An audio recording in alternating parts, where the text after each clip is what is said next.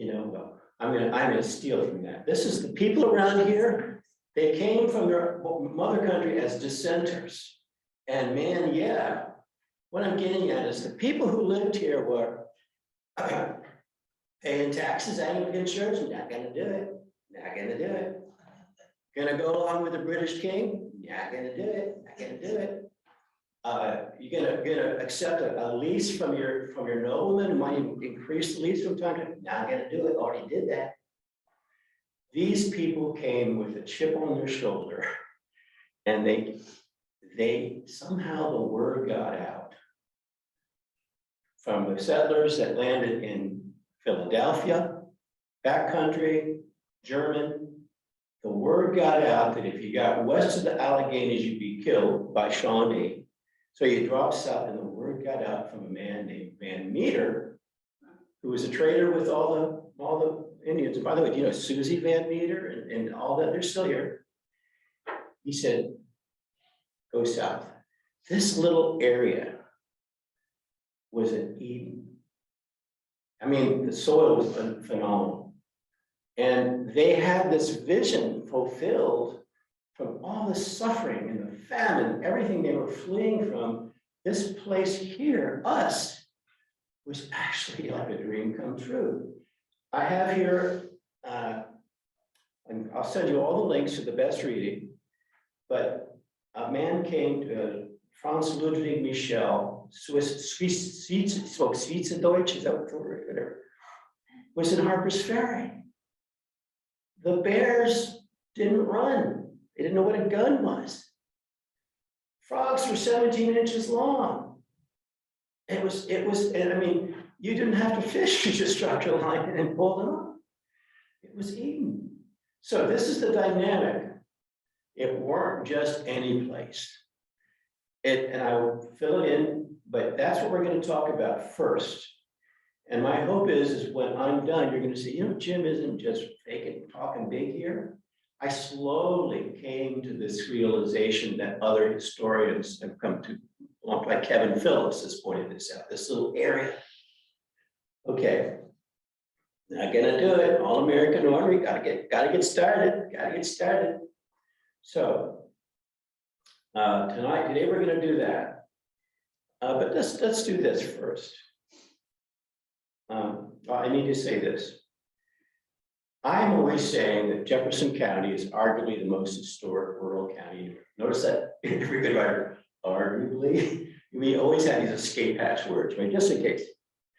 But I keep looking at it. And but you're saying, I never heard of this. So there's something needs to be resolved here. My story, my journey, I explain it. My background before I came here in January '83, a very diverse background, but right out of college, I'm working for the Rockland Journal News in Nyack. And pretty soon I pulled together a story where the biggest surprise of the town, let a developer build 100 homes within sight of town hall with no building permits. So I started having fun with that, and he later got indicted. So I understand investigation, I got to get down to the bottom, okay.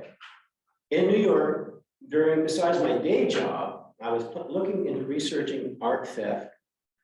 Then you start realizing, I'm going longer without telling you who I am because it's important. Everyone said, I've realized art theft, you got to go back to the World War I, World War II, because that's where your trust relationships start. And I eventually researched for 3 years, declassified things that had never been declassified from the CIA about OSS art looting investigations. All of that after 3 or 4 years. Honestly, folks, I got sick of Nazis. You don't want to be the guy at the party who has to explain all about Nazis for the rest of your life. I donated all of it to the Evo Institute for Jewish Research, about 15 archival boxes. I mean, these are not notes, these are Xeroxes of reports. And I found out that it's in the Clinton library because they use it to find art. So the point is, I have that tendency, that I have an investigative touch, feel. I come here And I'm like rummaging through stuff, like I said, or I got oral history interviews in my first few years with people in Shepherdstown, about 60 tapes. And what happens is this. You find in all the roughage, oh, this little gem. This guy met Abraham Lincoln in February 1865, and when he was done, Lincoln wrote a memo to Stanton saying, "Do not fail to have an interview with this most extraordinary and intelligent black man." From all the Historical Society journals from 1935 onward in Jefferson County mentions Martin LeLay in one page. And then you're rummaging a little further. As I said, Jefferson's hanging out with talking shop with James Rumsey in Paris. And the next day he writes the president of Harvard, Mr. Willard, he says, smart, Jefferson's smart guy, you know, you want him right. On the whole, Rumsey is the most original and greatest mechanical genius I've ever seen. Who told me? I found it on my own. Why don't people, you know, maybe we're Yankees, but you want to wave that on a flag, everybody. Now, what I'm telling you is, I finally realized this is old, proud Virginia. We don't feel that, but especially Charleston, you feel it, okay? Families that live in the same house in 1785. Natalie Grantham and Tudor Hall, 1763 in the same house. And of course, their ancestors are ghosts, right? You don't talk about it, they told me. They don't think in terms of national history, especially after the Civil War, where they're still pretty pissed off, okay? Not us, but the culture here is extraordinarily complicated. Charlestown could have been Richmond. Shepherdstown's kind of almost like Harrisburg. It was a large, clear majority of hated war. So now you're getting to see how interesting it is here. That's another reason they didn't. All of his historical books are diaries of families and endless ad nauseum genealogies of people that don't matter. That's what local journals do. They don't do ask the question, what's the point, right? I do ask the question, so they're overlooking all of it. And so there's a reason. It's not me beating the drum. Lastly, I'll tell it in the story. I've gotten several grants from the West Virginia Humanities Council over the years. And okay, if you can see this, you don't have to get this exactly right. I'll send you a PDF. All those little red dots are homes not only occupied, but built by members of the Washington family.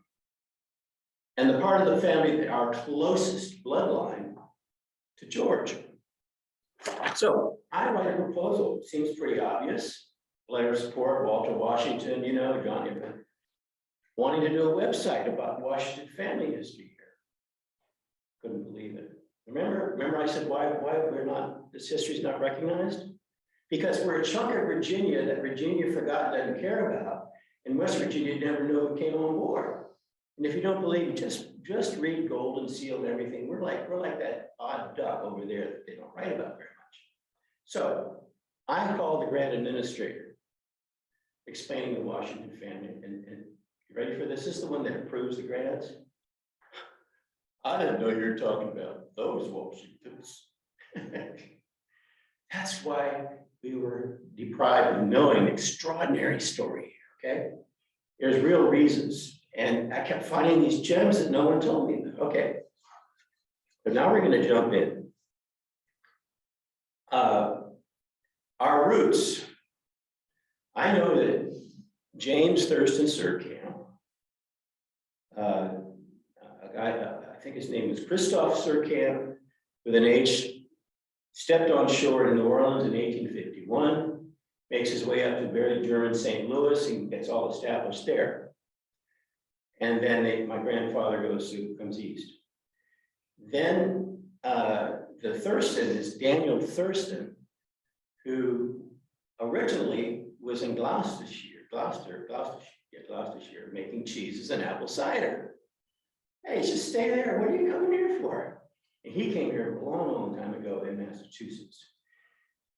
So we all have this ingredients of bouillabaisse mixing up. And I'm gonna ask each of you, if you would be so kind, what you know, because I'm gonna tell you how 4 strands of our American identity, this is the whole bottom line, came here, innocent of each other, found a place that had no rules worth enforcing, a paradise of fertility with the land, and 4 different groups.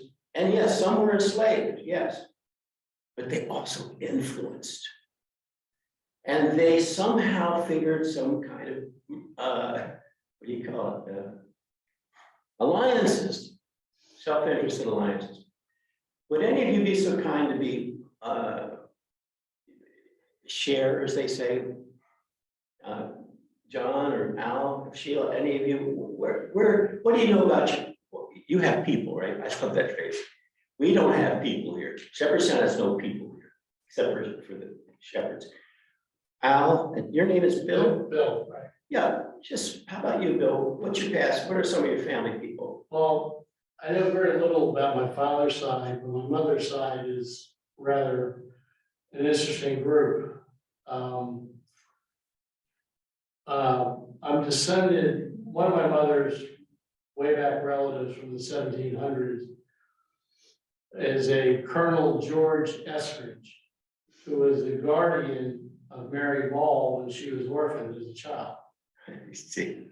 And the George Washington was named for him.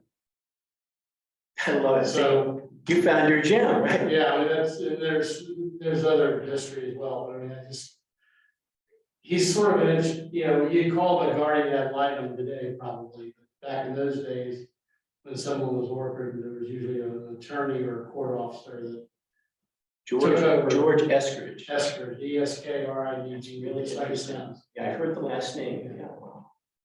And so it's kind of an interesting history.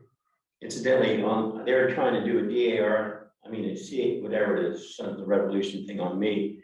And one line was going perfectly fine until it was really obvious this woman had 2 illegitimate children with everybody. Kind of did it with everybody. So, well, let's find another line. Al, what you got? All of my grandparents came from Italy. My father's people were from the mainland, and my mother's people were from Sicily. Now, the interesting thing about my grandfather, her dad, was he was a stonemason. Came here as a young kid. They built those beautiful skyscrapers. And his grandfather and father were stonemasons, and they actually have a street back in their hometown in Sicily named after the family, because they built most of the homes. They're all stone homes. But aside from that, when he was a young man, he was interning as a stonemason, pretty hard work. And Frank Lloyd Wright built 5 or 6 homes in Buffalo, because back in the 1900s, Buffalo was a very prosperous town because they had feeds from Niagara Falls, electric power. One of the only cities in the country that had this enormous amount of electric power. So they prospered there, and Frank Lloyd Wright built these homes for different wealthy people back there. And one of them is now a National Historic Site, and there's a picture of the crew that was building this house. It's all brick, beautiful Frank Lloyd Wright place. And there's right in the middle of this group is my grandfather. He's the boss. 18 years old. That's great. And really good. That was really cool. Yeah, and that's great, Al. When you go to New York and you see the Woolworth building and stuff like that, those were the Italian stonemasons who would all add those beautiful touches. Then the damn developers figured out they'd cost them more taxes to have these beautifications, so now they're all blocks like this. Yeah. But the beauty was the Italian stonemasons. Sheila? Well, I've got the Irish story. We've been fortunate, Al and I, we've been able to go back we've been to Italy, we've been to Sicily, to his parents' ancestral villages. And in my case, on my father's side, I've been able to go back and see the house, you know, like the little thatched cottage, just if you close your eyes, you see it, you know, with the white walls and the thatched roof and the slate floor now. I think it's a big deal they have a slate floor. And so we went there, we met a cousin, and we also went to my grandmother's family and had dinner with them and, you know, established relationships. Where in Ireland?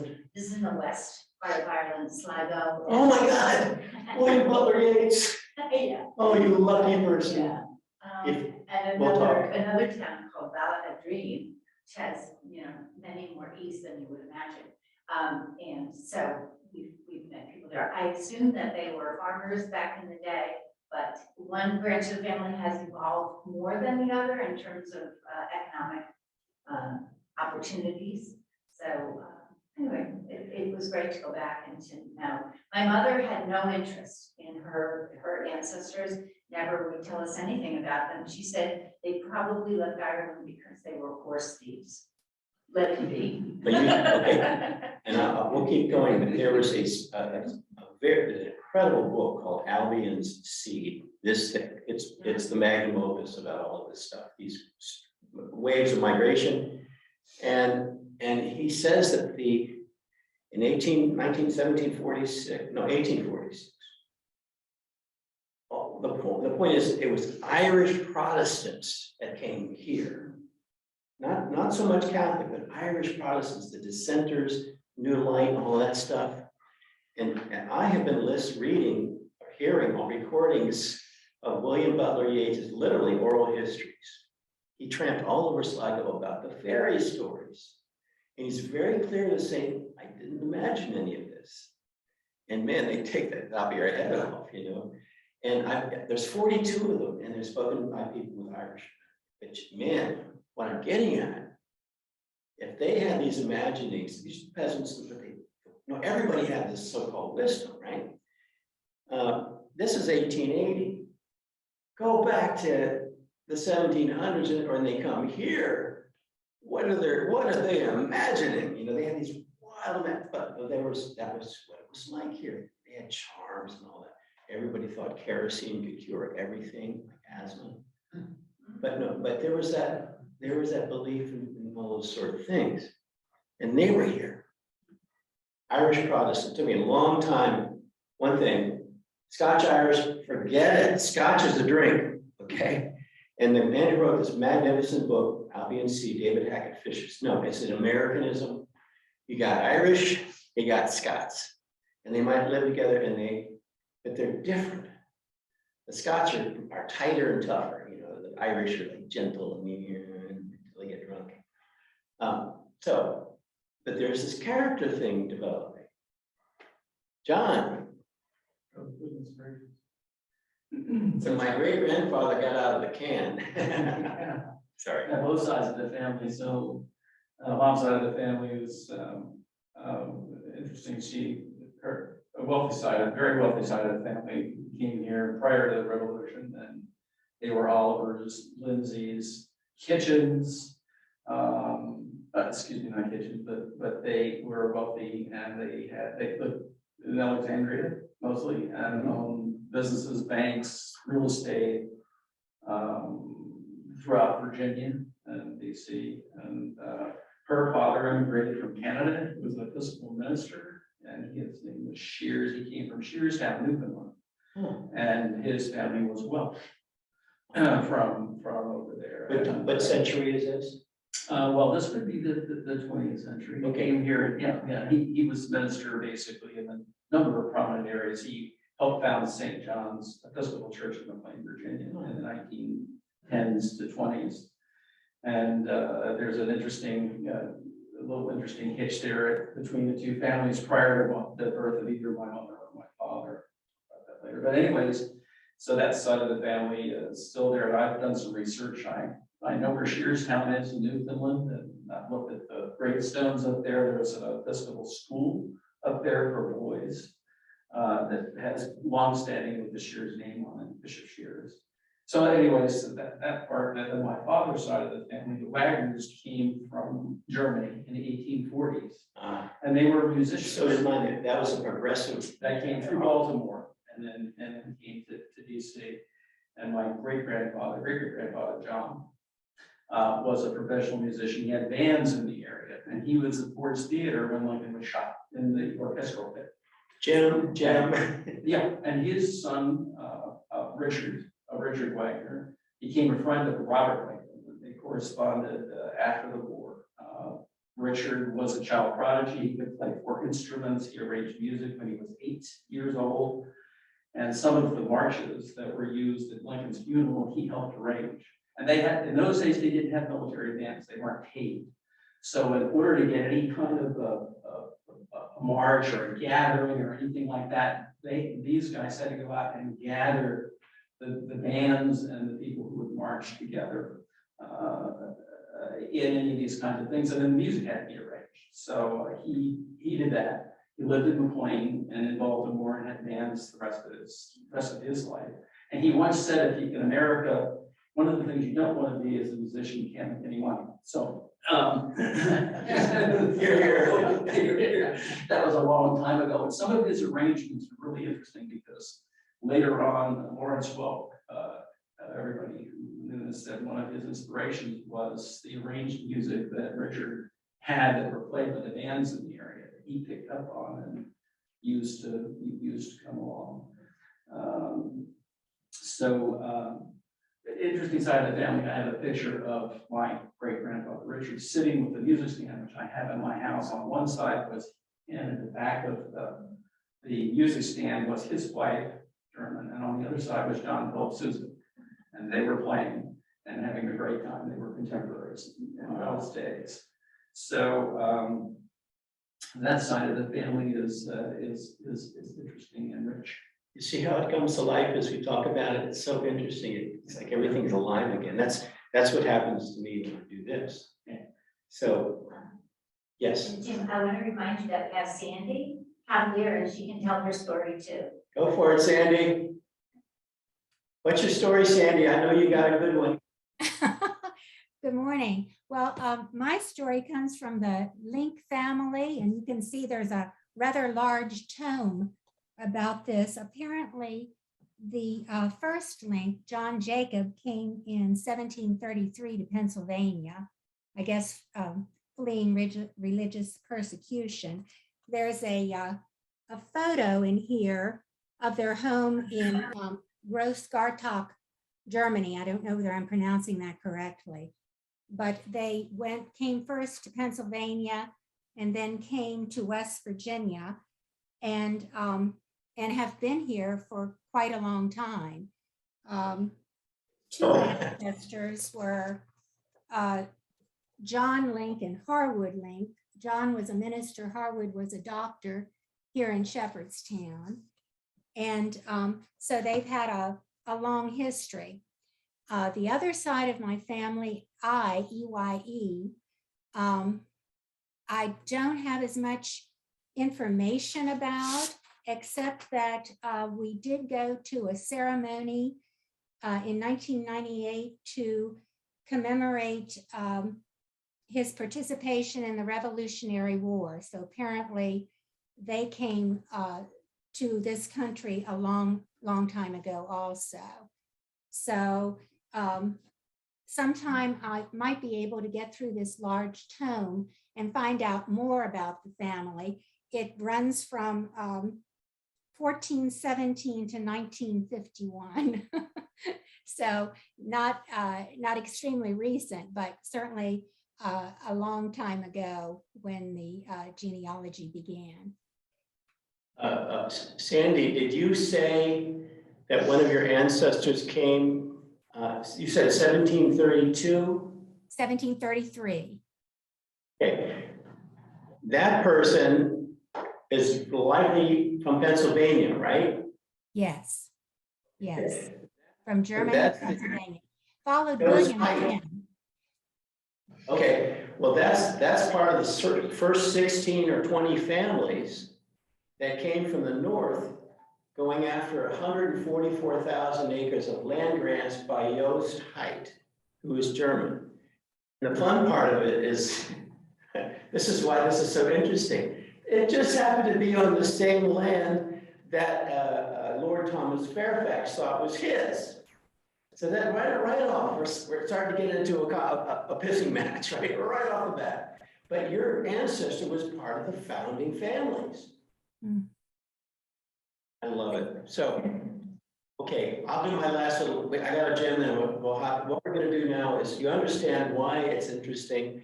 We're gonna, after I say my little gem, it'll be brief. Thank you, Sam. Do the other kids, other people want to say anything? There's no- Okay.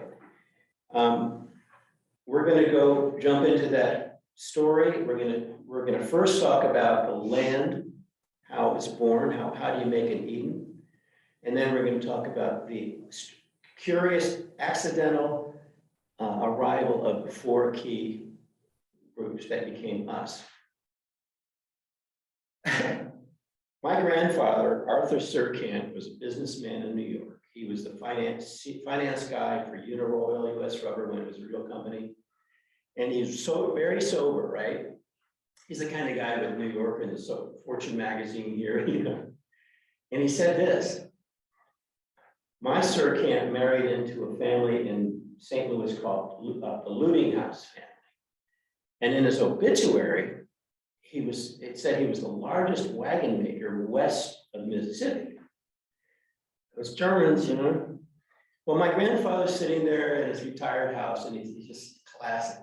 He's got that same New Yorker, you know, deadpan thing. He says, Jim, I was at the house that day. I was a boy when Henry Ford came to meet Mr. Looting House to ask for backing. And, you know, you gotta know my grandfather, and he said, and Looting House said, the wagon is here to stay. Visionaries all the way to the end. I love it. I love the anti-heroes. Yeah, see, history never talks about the mass makeups and stupidities. Okay. How do you create an Eden? It's about 1 billion years ago. All of this Northeast was a shallow, sun-drenched ocean. And the only living thing, I think we're getting about half a billion years ago, there's just trilobites and the things that are just basically shells, crustaceans. No fish yet. Just millions of years back to the billion is just this sea and this dying crustaceans, which eventually solidify into a topographical layer known as limestone. But millions of years. Then, between like 550, half a billion years ago, and 250 million years ago, our area had, we got rear-ended. Imagine this. Our Appalachian Mountains are older than the Atlantic Ocean. It was not created yet. Continents, Africa, it's got all these, Rwanda and all this, they crushed us for ground on our continent for 250 million years, 3 times. And the last one was called Appalachian. And so it forced the land upwards. It crushed it, like, mow back, that's good. And what resulted, forced out of those seas that just became upland valley rivers and kind of draining out and all of that, became our ridges. We're between the first and second ridge, and they were at one time as high as the Himalayas. And there's just starting to be an Atlantic Ocean. So we're getting around to, so time goes by, and we'll jump forward 25,000 years ago, 35, right there. It's hard to imagine this. And it was in one of the videos. There's actually a little numerical error in this. The Ice Age came down, officially, it kind of stopped at the Susquehanna. I thought it was 1 mile. It is 2 to 2.5 miles high. How many Empire State Buildings is that? Like 10, whatever. I mean, incomprehensible. So that is there until about, this is exactly us, about 9,000 BC. It starts receding. What does this do? All the wildlife and bird life, all the things that were pushed out over many kind of nudge south, redouble on top of our own, forgive me, fecundity. Add more seeds, more types. The birds would fly from north, south, and deposit in their more kinds of seeds and things that grew. It started becoming endemic, really. So these upland valleys, these Himalayas over the years, they drained their, the top part down into the upland valley bowls, and we were lucky. But we happened to accumulate all of that lime-based soil. And whenever you see those outcroppings, just think of these huge grinding collisions, and there's a limestone layer that goes. Those are the outcroppings. And because the water can directly access, this is how it gets into our subsurfaces. When the rain goes down those outcroppings, goes underground and carves out all those caves. That's how that starts. At this time, here come the people. John the Letterer, and I'll send you the links to their writings. He's got an incredible one about being with Indians in 1679. He talks about being bit, and from what it sounds like, it sounds like a tarantula, and he's mortally ill. Of course, and he said that the witch doctor, whatever of the tribe in Virginia, just made all these chants and everything, just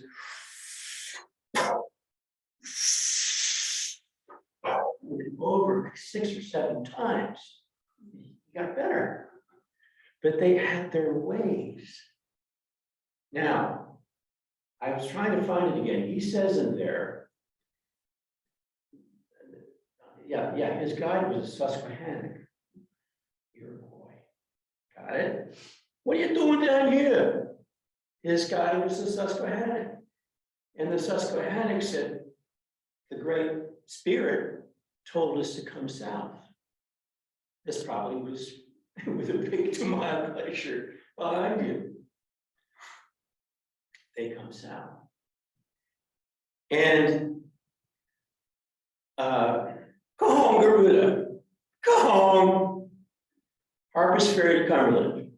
It's the Iroquois word for where the wild geese fly.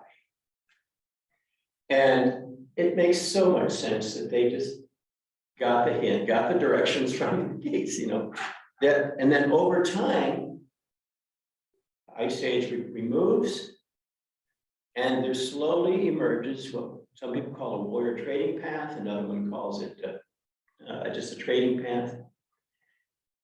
I really think I know where they came through the county. You'll see the argument. I think, one account said the Indians and Yost Height crossed 2 miles above Harper's Ferry. See, that's not Shepherdstown, that's about halfway. If you drive up Bakerton Road, you know how it is coming north, there's just sort of open land and kind of houses on both sides. And then at one point it kind of starts dipping with a lot of forests. Remember how it changes, it becomes woodsy, and then it goes on to Englemola Road. So John. Well, this is really cool. I love telling you this. I finally put the pieces together this week. There is a house with a red mailbox. And just beyond it, if you go up the hill, you're in the woods now, you see a remains of a brick structure kind of perched on the side. That was the Grange. In this, where I'm talking about is Joe Thompson and Elaine, since deceased. Joe is one of the most remarkable people I've ever known. He was a pharmaceutical executive. He actually ran the general store at Bakerton on weekends. But they bought what's called Knott's Mill or Flanagan's Mill. And there's year-round water coursing out of the mountainous hill. And they have a mill going all the time. Just running water all year round. Notice, okay, that's important. And I kind of going, okay. Next thing, Joe told me, really credible guy, really curious about everything. He said, you know that in the 20 years we've lived here, we've had about 8 occasions where a man from a tribe, from Ohio, Long Island, the Carolinas, and Oklahoma, one came during a wedding. And he does not know why they know where it is. And some of them are PhDs, but he said they invariably said the same thing.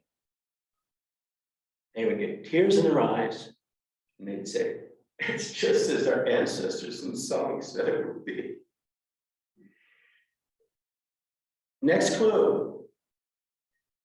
Joe was trying to move the footings of his fireplace. And what is he good at the creek? He runs into a very important looking burial site. You know, how lucky am I? So he gathers the bones, settings, everything he has, and takes them very carefully to the Smithsonian to examine. They come back with Osage. I just put this together this week. Osage are known to be in the Ohio Valley and later Mississippi. Well, everything just migrated west. They said this was an Osage chief. And so that dates us back to, you know, not like more like BC, like between 8,000 BC and on. It really got settled here by 1000 AD, but doesn't it make a lot of sense? Okay, here's what do they get tears in their eyes about? What are you talking about? He said, no, there's year-round water here. There came a time, and this is really later on, that there was ice, like little mini freezing spells.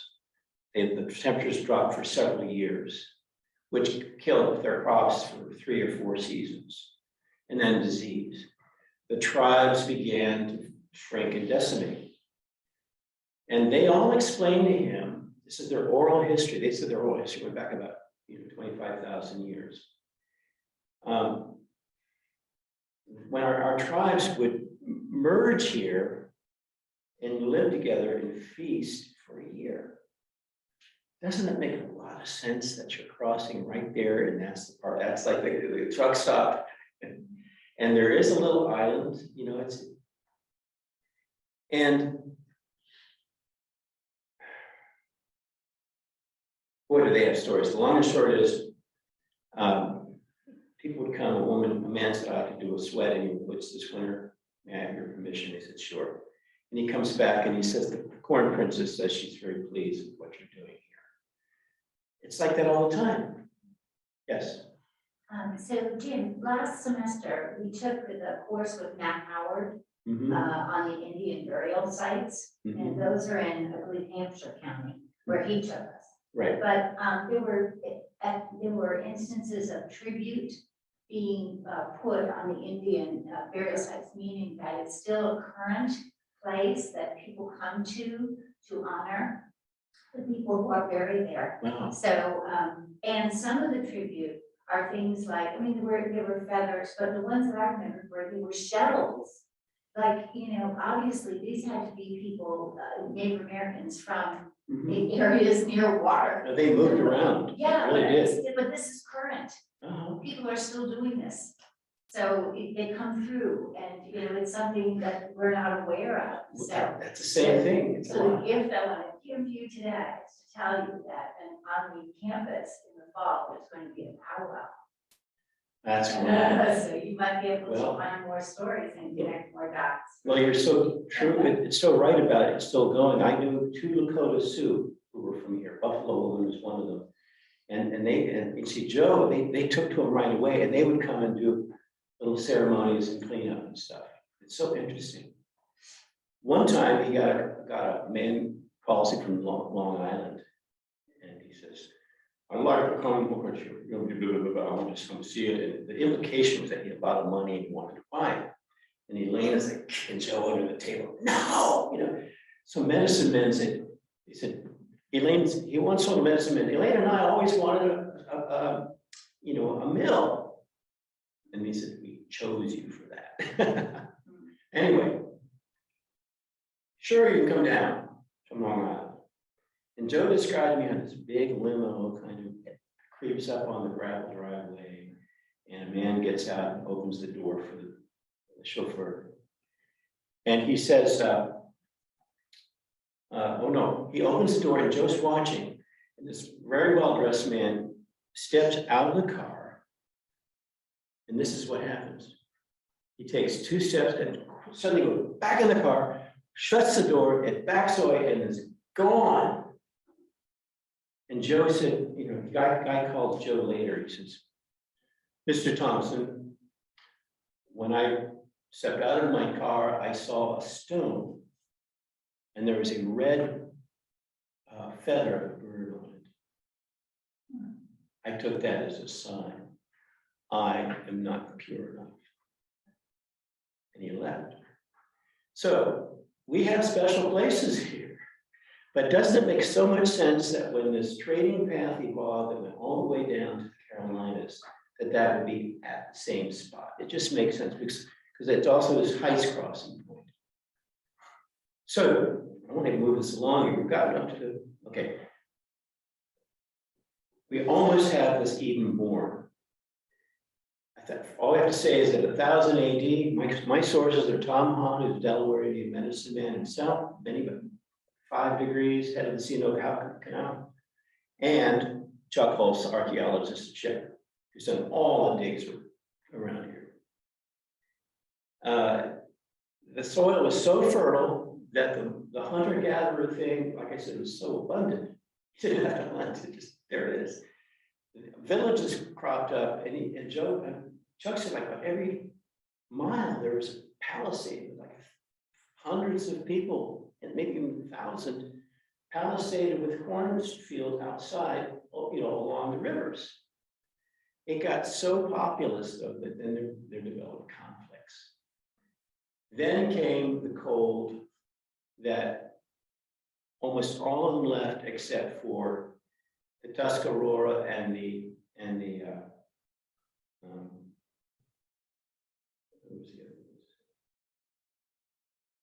I think it was Catawba, yeah. 2 of them were kind of still around. And that is when came the Euro-Americans, and they wondered why it was so deserted. They just saw incredible forests. They saw fields of like pea vines up to your neck. And where is everybody? So it was a mystery. Well, they left. But this is when John Michel comes here, and I could go on and on about it, but I'll take one example. He's at Harper's Ferry on 1707. Oh, he's talking about pigs. Listen, he says, their meat or pork is considered by everybody as the best and most delicate. Many are taken every year alive to England, as they are fed with nuts, acorns, berries, apples, and corn. They cannot be less than the best. This is always shown by the Carolina ham from the south. The pigs cause no care, as they're always left in the woods near the house or not far away. They find their food throughout the whole year. Sheep are raised in constantly increasing numbers. They thrive well, but as a necessary worker are wanting to use the wool, they are kept only for their meat. Turkeys, geese, ducks, chickens are very common. As the game of this land is a real zoological garden. It really is. So you're here, you're one of the first settlers, Peter Stevens, a squatter. Now we're getting up to they come. And when you arrived, for 3 days, the other few settlers would kind of come and help you build your house. The Wattle Dog Chimney, all of that. This is where it starts getting interesting, where now we are in the, from 1730 to 1750 was an unbelievably paradisical time. Relations were still good with the Shawnee, the Delaware, Catawba. Now, one thing is the Delaware and the Catawba fought each other. 1736 was a terrible battle right all across on the Antietam Creek, right where the sawmill goes up. It's because the Catawba went south and they did a terrible outrage and they kidnapped one of their princesses. And I think they killed her. It wasn't good. And so in revenge, they were stalked all the way back up here by the Catawba and had this real battle in that field, just short. History everywhere. But there was peace whenever you signed a real deed with an Indian. People say, oh gosh, you use tomahawk, man. Tomahawk like that, don't worry about it. Well, Shepherd, around 1712, signed a deed with the Susquehannocks. I mean, that's how close they were. And the Native Americans never bothered you. They didn't understand this, but it shows respect and they left you alone. 1730, there's no, this is the great scenario now. Our four groups are arriving. Are we doing all right? Is this making sense? Am I making sense so far? Okay. Okay, well, this is where it gets fun. What time is it anyway? 11 o'clock. Are we done? No, you have a half hour. Okay, great. This is working wonderfully. I guess I'm enjoying myself. Good. Oh, this is a great story. I love the way Albie and David Hackett Fisher does this. It's one of those books you have millions of bookmarks in it, because what he does, he takes the group, he takes the Tidewater Virginians, Quaker, Puritans, and then, you know how they're chaptered out? Life ways, food ways, family ways, sex ways, religion ways, building ways, everything is completely broken down by group. And what's so interesting about John Allen, he found that they built houses a very specific, unique way here before the railroad. The paradise was that it was a subsistence living. You grew what you needed. It wasn't going to market and arguing with money. That's the paradisical. But okay.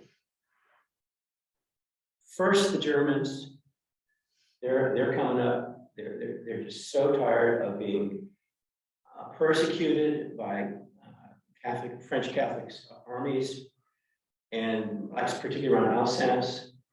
They go to Rotterdam, and they're always going to families. They have their pastor.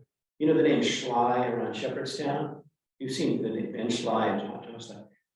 Pastor Schley founded Frederick, Maryland, their ancestor.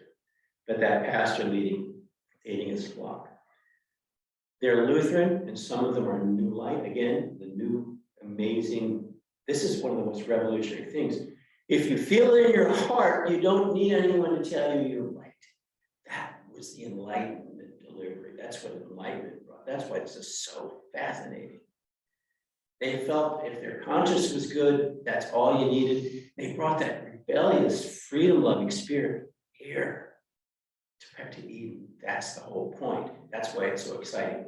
So they're going up to Rotterdam, and then they go to London. They try to find someplace to go, and I'm going to worship as I please.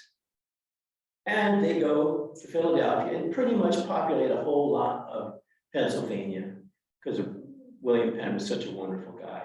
Very, now this is what I love. The backcountry. I think of Dolly Parton. I think of NASCAR. It's that whole thing.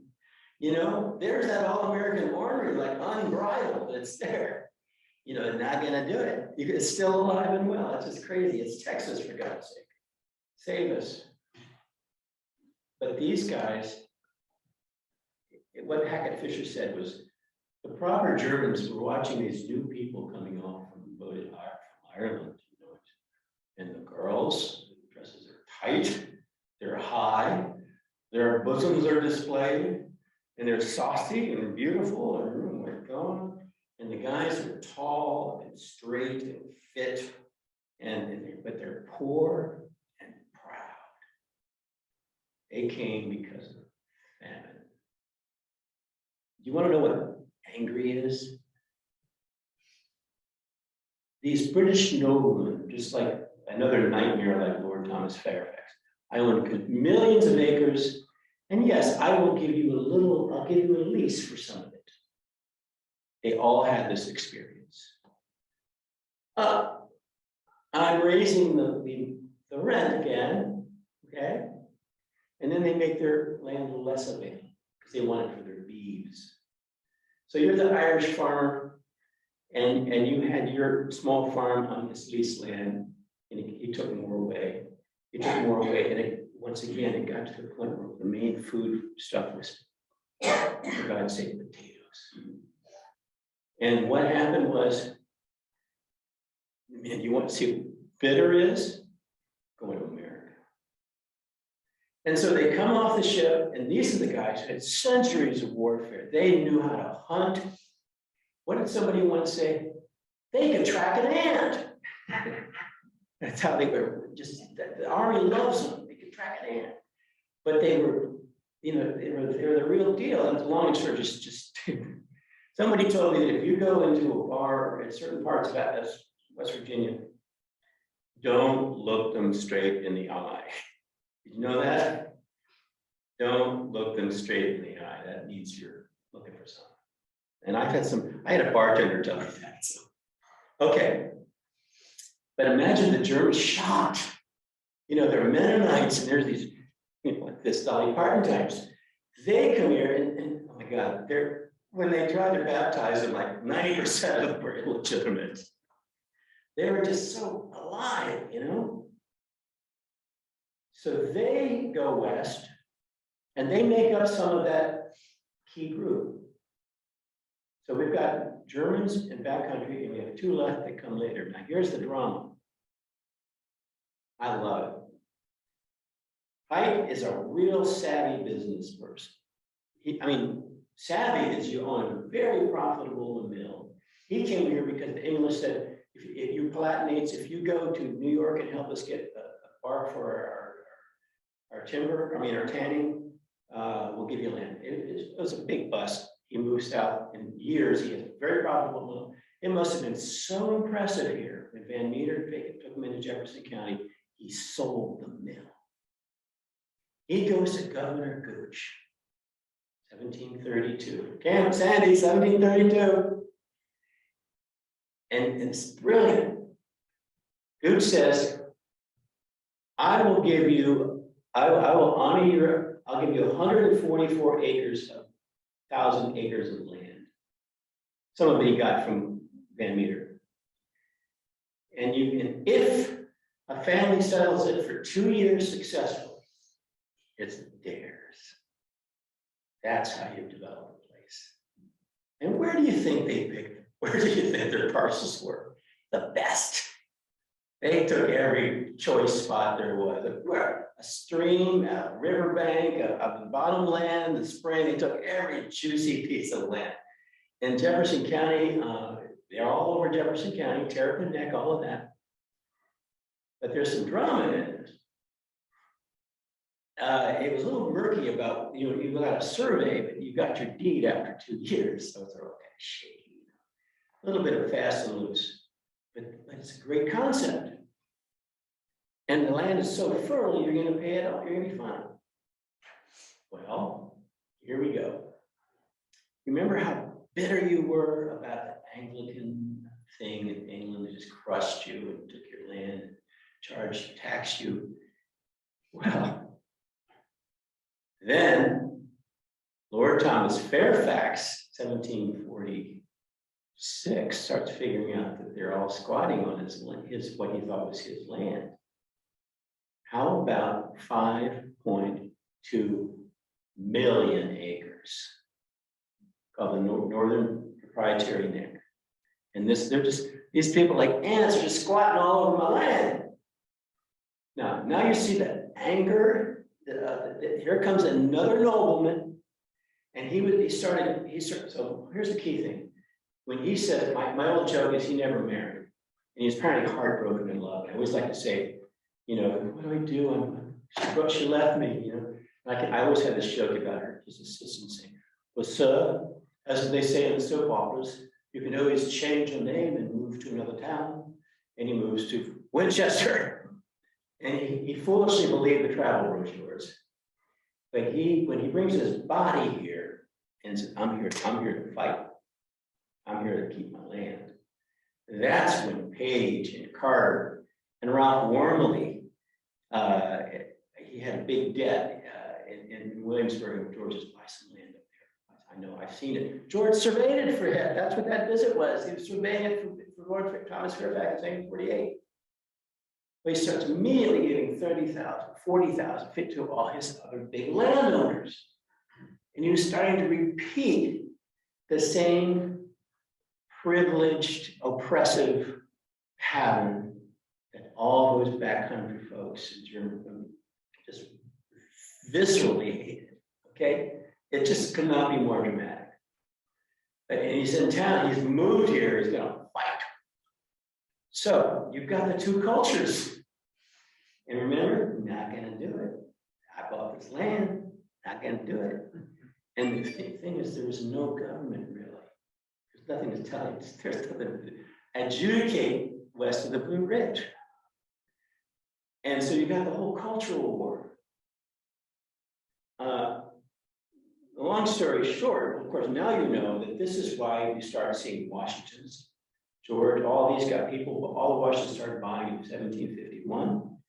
When George splashed across the Shenandoah at Ann Lewis Road, and he saw the land the first time. He was like 17 years old. He said, "Land is as fertile as far as the eye can see." And they cherry picked. They had about 10,000 acres. His family when he was done. But so now we're 3 and 4. Remember, German. Scott Presbyterians, really important. Separatist Scott Presbyterian, separatist Irish Presbyterian is kind of what you're really trying to say about here. The Tidewater people. What's the old joke about Tidewater? They kind of go to church, They like to gamble. They love to gamble. They love horses. They kind of go to church, you know what I mean? And this is what gets very interesting. Religion. This is why Madison, it chokes me up. You love these people. They naturally did what the Enlightenment claimed should be done. So, they don't have enough ministers. And they're really, very obviously, very profound people. They came here, they came out of hunger and they had vision. They knew what life was, they weren't the ordinary people.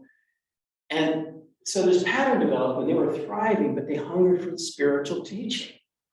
And there weren't enough itinerant preachers, there weren't enough preachers.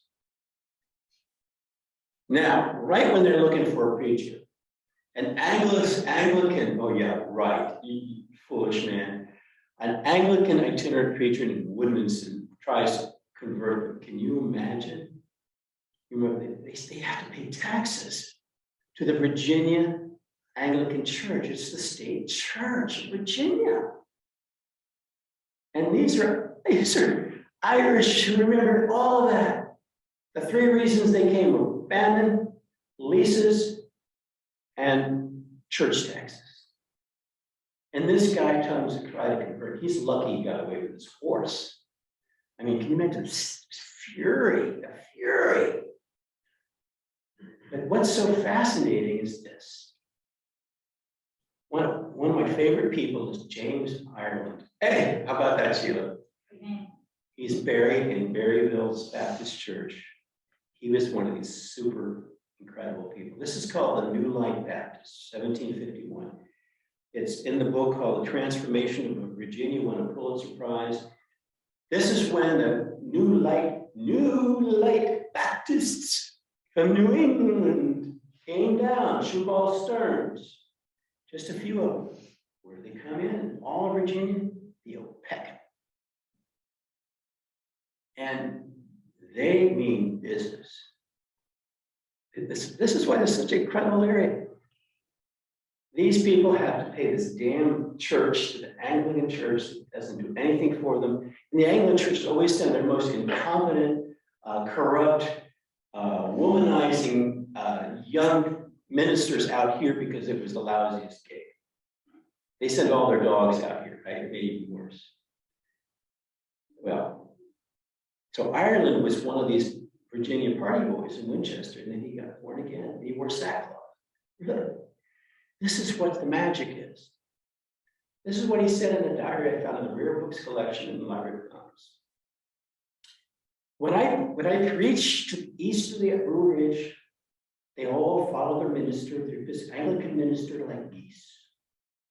When I tried to preach west of the Allegheny, they're barbarians. But here, this kind of tears me up. He said, everybody is enlightened by their differences of opinion. It's us. Isn't that fascinating? And there's something they never lost. And to prove his point, here's that same rainy, horribly squally, rainy spring in March 1748, when young George is discovering the one wilderness, and he's covered with, he's surveying, and it's horrible. Well, about 20 miles away in Hedgesville, Solomon Hedges, two Moravian missionaries from Pennsylvania are trying to preach the new light. This is what's so different.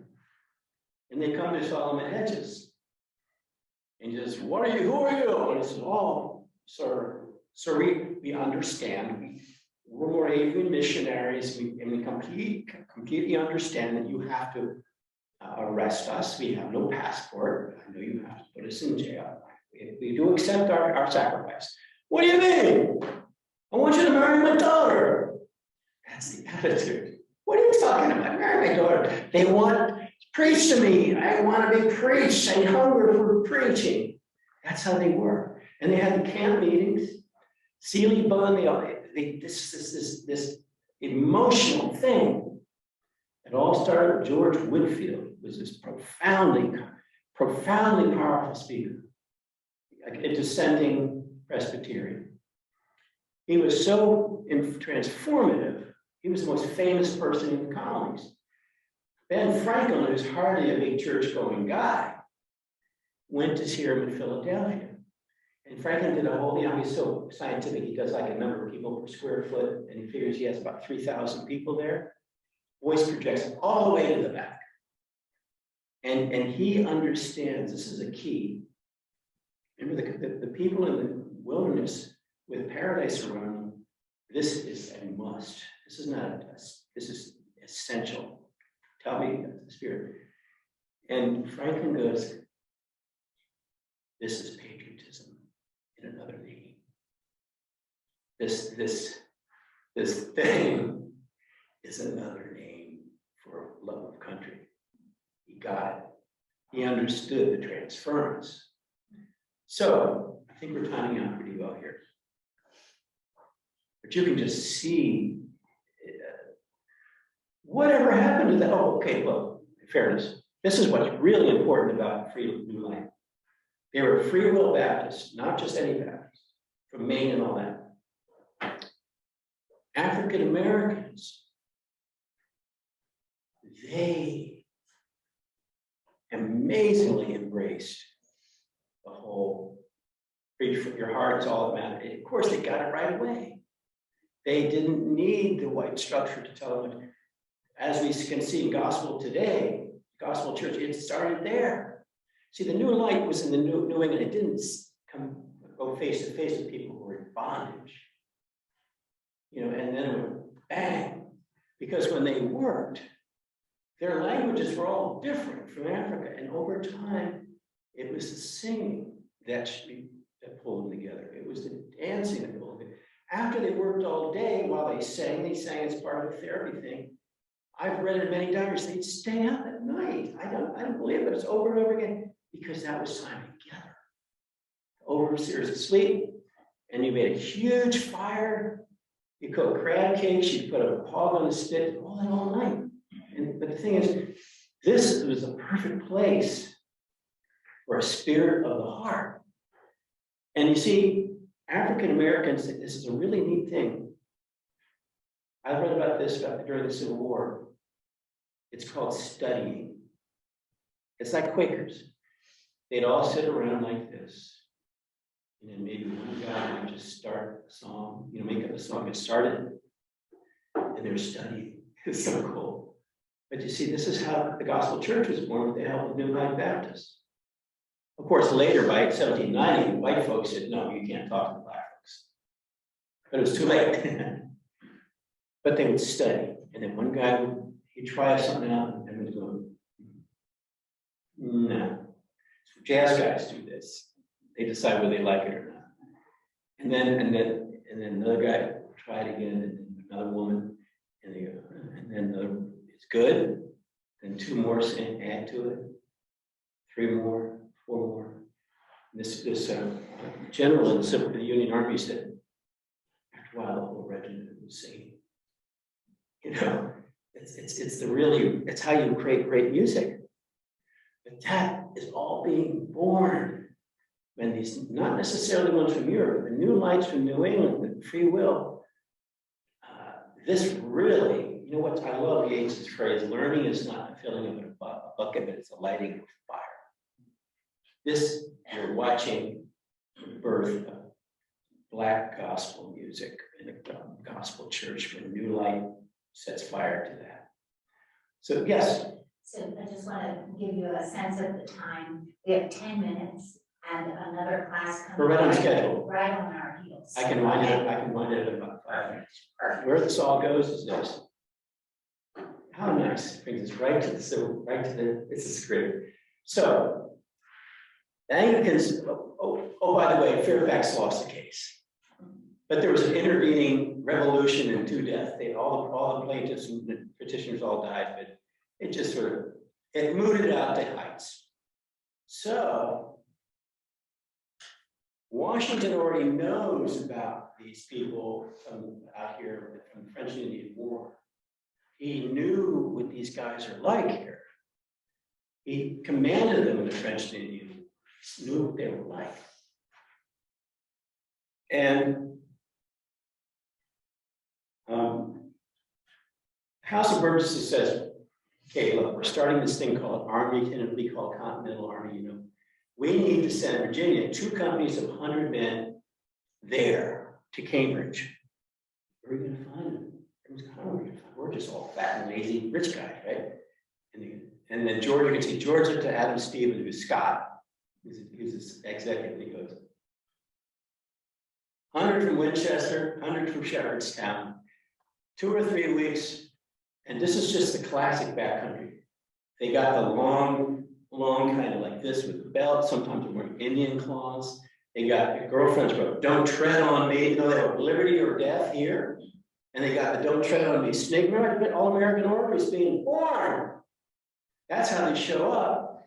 And they're really good shots because you have to be the Kentucky Long Rifle. And in 2 weeks, they filled their quota and they marched 600 miles in 25 days. And here's where we wind it up.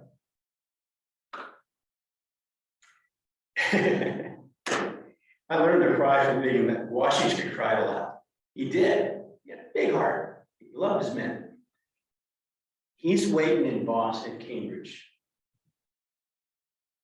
Will my buddies come? Will the one from 20 years ago, will they come? They never go more than 50 miles. And Henry Bettinger recalled later in his 50th reunion, only 2 people came. They showed, there they were. And they're on the parade ground. With all their crazy crap, you know? And he knew all of them, and he didn't go over and say, hello, gentlemen. He threw his reins to Billy Lee, his assistant, and he went over to thank. No. Manly tears. Fraley, so good to see you. Stevenson, so good to see you. Shepherd, Carney, throw in our graveyard. He knew he had one. He knew he had an army. We knew that. That's it for today. Questions? I think one of the things that you brought up was really interesting too, that the church collected taxes. Yes. And the Anglican Church, and a lot of people look at we have a Bill of Rights and the one that establishes that there shall be no state religion or government religion. One of the reasons that was there, not just because of freedom of religion, was because nobody wanted what's happening in Williamsburg. The Anglican Church down there collected, they were the tax collectors for Virginia. Oh my. And basically, it wasn't just that there should be freedom of religion. No, it should equality. also should not be a religious institution that also. I didn't know that close. Wow. Yeah, and then Madison, worked that into the Revolution, separation of church and state. Yeah.